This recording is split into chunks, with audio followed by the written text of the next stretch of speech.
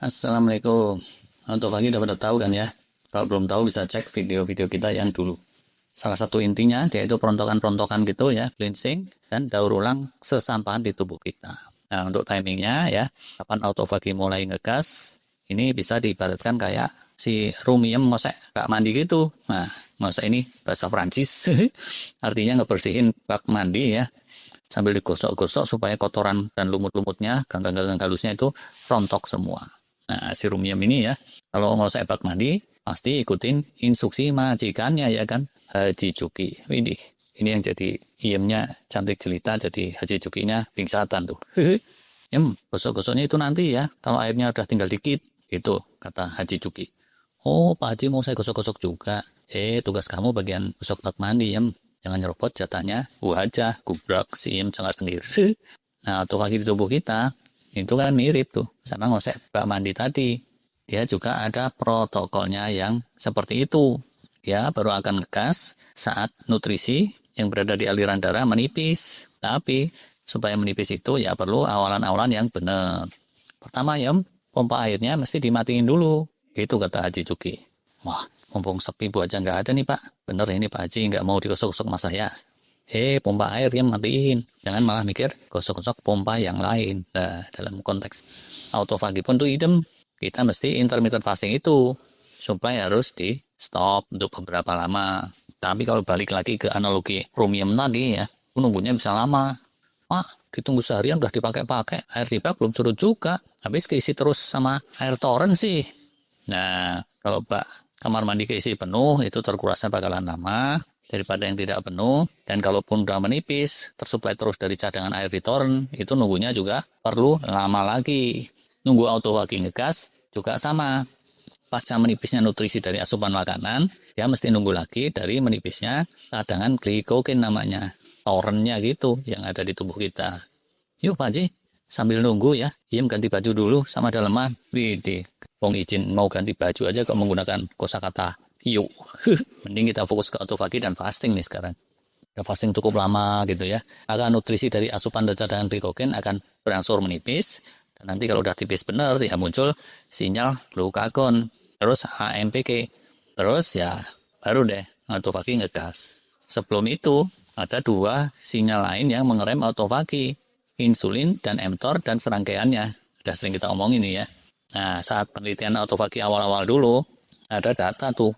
Secara rata-rata, orang dewasa itu bisa autofaginya ngegas kalau intermittent fastingnya bus 16 jam. Cuma belakangan banyak yang kecewa tuh. Karena rutin praktek 16-8 fasting gitu, 16 jam beberapa lama, tapi pas cek darah, cek lingkar perut, nggak ada perbaikan yang berarti. Yang itu tuh mengindikasikan autofaginya nggak terlalu dapet. Ya, habis gimana ya? Itu tadi batas 16 jam kan rata-rata. Nah, separuh populasi ya bisa jadi emang udah ngegas, yang di atas rata-rata, tapi ya separuh lagi belum ngegas. Yang kinerjanya di bawah rata-rata. 50-50 peluangnya tuh ternyata. Terus orang teliti-teliti lagi. Apa sih yang bisa bikin orang jadi masuk kelompok di bawah rata-rata? Ternyata itu ditentukan salah satunya sama kebiasaan makan saat nggak puasanya, sama komposisi menunya yang dia santap. Nah, kalau pola makannya cenderung gembul, makan banyak, lep porsi besar, apalagi komposisi gula karbonnya mantep atau dominan, ya nih, intermittent fasting 16 jam, itu autofaginya belum akan ngegas. Bukan artinya dia sia-sia ya, cuman ya jangan terlalu ngarep dampak healing yang wow.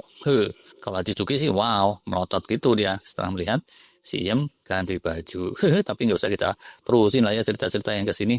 Ini analoginya udah selesai. Mending kita fokus ke strategi intermittent fasting aja. Gimana sih kalau mau autofaginya cukup ngegas? Nah, sumlah pakar nih, ada kasih beberapa saran. Saran pertama, ya durasi fastingnya dipanjangin. Setidaknya sampai 18 jam gitu, ancar-ancarnya. Atau ya, sesekali bisa tuh dibablasin jadi extended fasting sekalian, yang durasinya antara 19 sampai 24 jam, tapi catatannya jangan nekat extended fasting kalau kurang terlatih atau kurang pembiasaan fasting.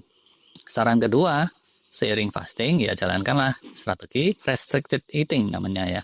Porsi makan harian jadi porsi kecil atau medium sedang. Terus komposisi menunya juga diatur.